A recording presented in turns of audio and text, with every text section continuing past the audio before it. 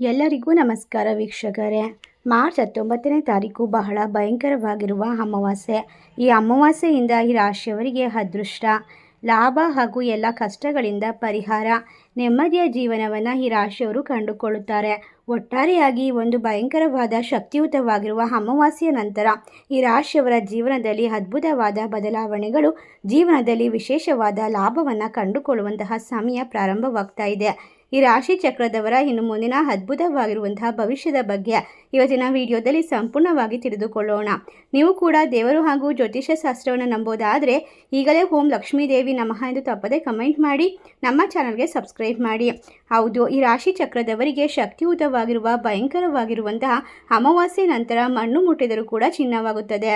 ಹೌದು, ಈ ರಾಶಿ ಚಕ್ರದವರಿಗೆ ಶಕ್ತಿಯುತವಾಗಿರುವಂತಹ ಈ ಒಂದು ಯುಗಾದಿ ಅಮಾವಾಸ್ಯೆಯಿಂದ ಎಲ್ಲ ರೀತಿಯ ಕಷ್ಟಗಳು ದೂರವಾಗುತ್ತೆ, ನೆಮ್ಮದಿಯ ಜೀವನ ಶುರುವಾಗುತ್ತದೆ. ಯಾವುದೇ ಕೆಲಸ ಮಾಡಿದರೂ ಕೂಡ ಸಂಪೂರ್ಣವಾಗಿ ದೇವರ ಅನುಗ್ರಹಕ್ಕೆ ಪಾತ್ರರಾಗ್ತಾರೆ. 2026 ಮಾರ್ಚ್ 19ರಂದು ಶಕ್ತಿಶಾಲಿ ಯುಗಾದಿ ಅಮಾವಾಸ್ಯೆ ಬಂದಿರೋದ್ರಿಂದ ಜ್ಯೋತಿಷ್ಯದ ಪ್ರಕಾರ ಈ ದಿನ ಅತ್ಯುತ್ತಮ ವಿಶೇಷವಾದ ಸಮಯ. ಎಲ್ಲ ರಾಶಿಯವರ ಮೇಲೆ ಸಕಾರಾತ್ಮಕವಾದ ಪರಿಣಾಮವನ್ನು ಬೀರುತ್ತದೆ. ಯಾವುದೇ ಕೆಲಸ ಮಾಡಿದರೂ ಕೂಡ ಈ ರಾಶಿಯವರಿಗೆ ಅದೃಷ್ಟ ಹುಡುಕಿಕೊಂಡು ಬರುತ್ತದೆ. ಎಲ್ಲ ರೀತಿಯ ಕಷ್ಟ ಕಾರ್ಪಣ್ಯಗಳು ದೂರವಾಗುತ್ತದೆ. ನೆಮ್ಮದಿಯನ್ನು ಬರಮಾಡಿಕೊಂಡು ಈ ರಾಶಿ ಚಕ್ರದವರು ಬಹಳಷ್ಟು ಲಾಭದ ಜೊತೆಗೆ ನೆಮ್ಮದಿಯಿಂದ ಎಲ್ಲ ಕೆಲಸ ಕಾರ್ಯದಲ್ಲೂ ಕೂಡ ಹೊಂದಾಣಿಕೆಯನ್ನು ಕಂಡುಕೊಳ್ತಾರೆ. ಯಾವುದೇ ಕಷ್ಟದ ಪರಿಸ್ಥಿತಿಗಳು ಕೂಡ ಎದುರಾಗೋದಿಲ್ಲ. ಆರೋಗ್ಯ ಸಮಸ್ಯೆಗಳು ದೂರವಾಗುತ್ತೆ. ನಿಮ್ಮ ಚಿಂತೆ ಇನ್ನು ಮುಂದೆ ದೂರವಾಗುವ ಸಂದರ್ಭ ಇದಾಗಿದ್ದು, ನಿಮ್ಮ ಸಂಬಂಧದಲ್ಲಿ ಇರ್ತಕ್ಕಂಥ ಬಿರುಕು ಭಿನ್ನಾಭಿಪ್ರಾಯಗಳು ದೂರವಾಗುತ್ತೆ. ಒಟ್ಟಾರೆಯಾಗಿ ರಾಶಿ ಚಕ್ರದವರಿಗೆ ಇನ್ನು ಮುಂದಿನ ಹಲವಾರು ವರ್ಷಗಳವರೆಗೂ ಕೂಡ ಎಲ್ಲ ಕಷ್ಟ ಕಾರ್ಪಣ್ಯಗಳಿಂದ ಪರಿಹಾರ, ನೆಮ್ಮದಿಯ ಜೀವನ ಶುರುವಾಗುತ್ತೆ. ಈ ಯುಗಾದಿ ಅಮಾವಾಸ್ಯೆಯು ರಾಶಿ ಚಕ್ರದವರಿಗೆ ಅದ್ಭುತವಾದ ಯೋಗವನ್ನು ಸೃಷ್ಟಿ ಮಾಡುತ್ತದೆ. ಒಟ್ಟಾರೆಯಾಗಿ ನೀವು ಮಾಡುವಂತಹ ಪ್ರತಿಯೊಂದು ಕಾರ್ಯದಲ್ಲೂ ಕೂಡ ದೇವರ ಅನುಗ್ರಹಕ್ಕೆ ಪಾತ್ರರಾಗ್ತಾ ಹೋಗ್ತೀರಾ.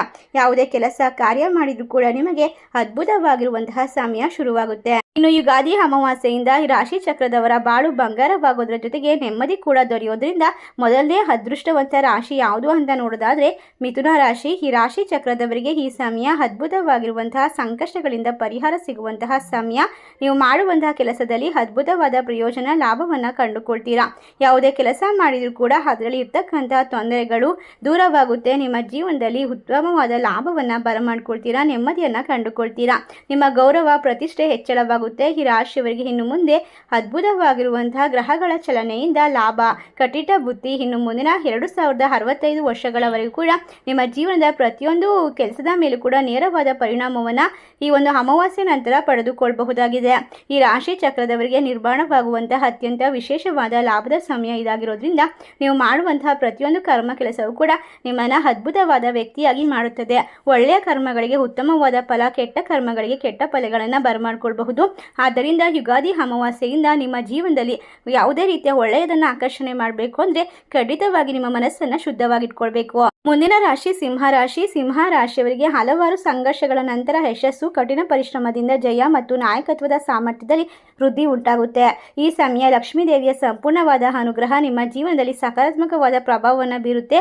ಈ ರಾಶಿಗೆ ಸೇರಿದಂತಹ ಜನರು ಇನ್ನು ಮುಂದೆ ವಿಶೇಷವಾಗಿ ಲಾಭವನ್ನು ಕಂಡುಕೊಳ್ತಾರೆ. ಉತ್ಸಾಹ, ನಾಯಕತ್ವದ ಗುಣ ಮತ್ತು ನಿಮ್ಮ ಜೀವನದ ಪ್ರತಿಯೊಂದು ಕ್ಷೇತ್ರದ ಮೇಲೂ ಕೂಡ ಎಲ್ಲ ರೀತಿಯ ಒಂದು ಕರ್ಮಗಳನ್ನು ಅನುಸರಿಸಿ ನಿಮ್ಮ ಜೀವನಕ್ಕೆ ಲಾಭವನ್ನು ತಂದುಕೊಡುವಂತಹ ಸಂದರ್ಭ. ಯುಗಾದಿ ಅಮಾವಾಸ್ಯೆ ಈ ರಾಶಿಯವರಿಗೆ ವ್ಯಾಪಾರ ವ್ಯವಹಾರವನ್ನು ಮಾಡುವಂಥವರಿಗೆ ಅದ್ಭುತವಾಗಿರುವಂತಹ ಸಂದರ್ಭದಲ್ಲಿ ಹೊಸ ಅವಕಾಶಗಳನ್ನು ತಂದುಕೊಡುತ್ತದೆ. ಈ ರಾಶಿಯವರಿಗೆ ಇನ್ನು ಮುಂದೆ ಸಾಕಷ್ಟು ಸಕಾರಾತ್ಮಕವಾದ ಫಲಿತಾಂಶ ಸಿಗುತ್ತೆ. ನಿಮ್ಮ ಜೀವನದಲ್ಲಿ ಅದೃಷ್ಟ ಮನೆಯಲ್ಲಿ ಎಲ್ಲ ಕಷ್ಟಗಳು ದೂರವಾಗುತ್ತೆ. ವಿಶೇಷವಾಗಿ ಲಾಭ ಸೃಷ್ಟಿಯಾಗುತ್ತೆ. ಈ ರಾಶಿಯಲ್ಲಿ ಇರ್ತಕ್ಕಂತಹ ಜನರ ಗೌರವ, ಖ್ಯಾತಿ ಈ ಅವಧಿಯಲ್ಲಿ ಸಾಕಷ್ಟು ವೃದ್ಧಿಯಾಗುತ್ತೆ. ಅದೇ ಥರ ರಾಜಕೀಯಕ್ಕೆ ಸಂಬಂಧಪಟ್ಟಂತೆ ಉತ್ತಮವಾದ ಅವಧಿ ಇದಾಗಿದೆ. ಅಪಾರ ಲಾಭ ದೊರಕುವ ಯೋಗ ನಿರ್ಮಾಣವಾಗುತ್ತೆ. ಆರ್ಥಿಕ ವಿಚಾರಗಳಿಗೆ ಸಂಬಂಧಪಟ್ಟಂತೆ ನಿಧಾನವಾಗಿ ಆದರೆ ಉತ್ತಮವಾದ ಸಂದರ್ಭ ಅಂತ ಹೇಳಿದ್ರೆ ತಪ್ಪಾಗೋದಿಲ್ಲ. ಸಿಂಹ ರಾಶಿಯವರಿಗೆ ಈ ಅವಧಿ ಅದ್ಭುತವಾಗಿದ್ದು, ಯಾವುದೇ ನಿರ್ಧಾರ ತೆಗೆದುಕೊಂಡರೂ ಕೂಡ ಅತ್ಯಂತ ಹೆಚ್ಚಿನ ಒಂದು ಉತ್ಸಾಹದಿಂದ ತೆಗೆದುಕೊಳ್ತೀರಾ. ಅಂದರೆ ಸ್ವಲ್ಪ ಎಚ್ಚರಿಕೆ ವಹಿಸಬೇಕು. ಹಣಕಾಸಿನ ವಿಚಾರದಲ್ಲಿ ನಷ್ಟವಾಗುವ ಸಾಧ್ಯತೆ ಇದೆ.